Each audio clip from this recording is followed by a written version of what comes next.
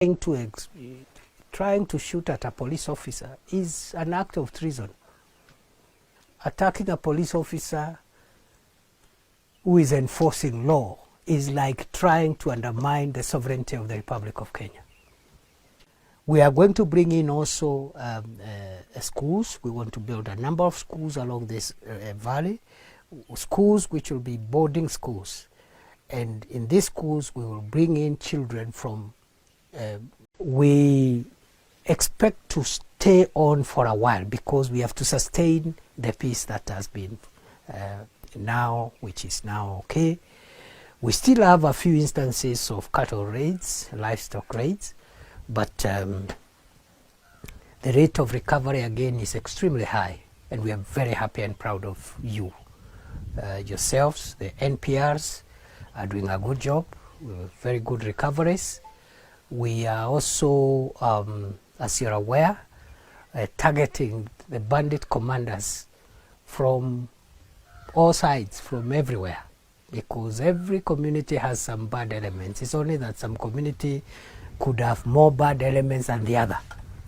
So we have told even the political leaders that those who are perpetuating this criminal behavior, be they from the Marakwet side, which is where we are now, or from the Tiati side, the Pokot side, we are going to track them and use whatever methods possible to make sure that we disable them before they continue hurting the people of Kenya.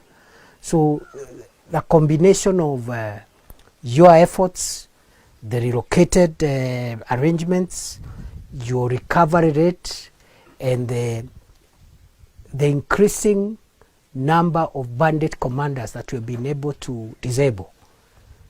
Some of them have been arrested, and they are facing charges in court.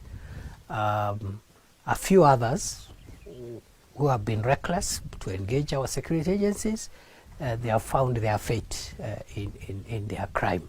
They have found their fate. So, and that's what the deputy OC was saying when he said the bandits have been flushed, but he said he doesn't know to where. So, some have gone to prison, others have gone to Satan, because they have been, they trying to shoot at a police officer is an act of treason. Attacking a police officer who is enforcing law is like trying to undermine the sovereignty of the Republic of Kenya.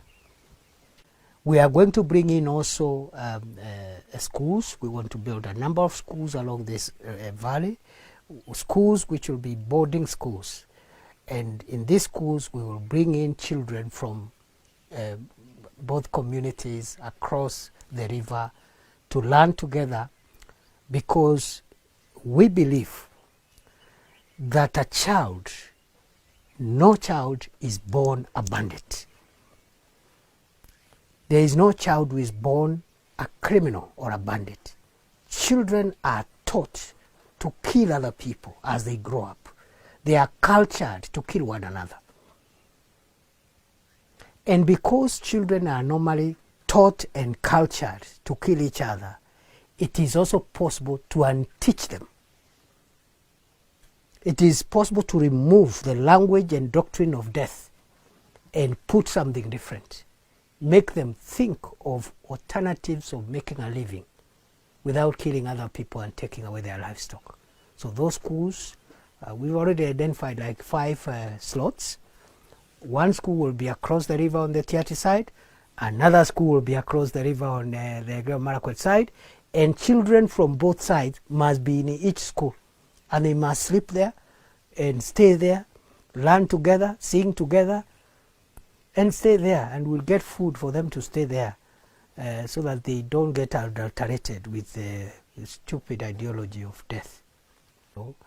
And today I'm happy the economic activities are slowly getting back. Farmers have come back. Herders have come back with their livestock.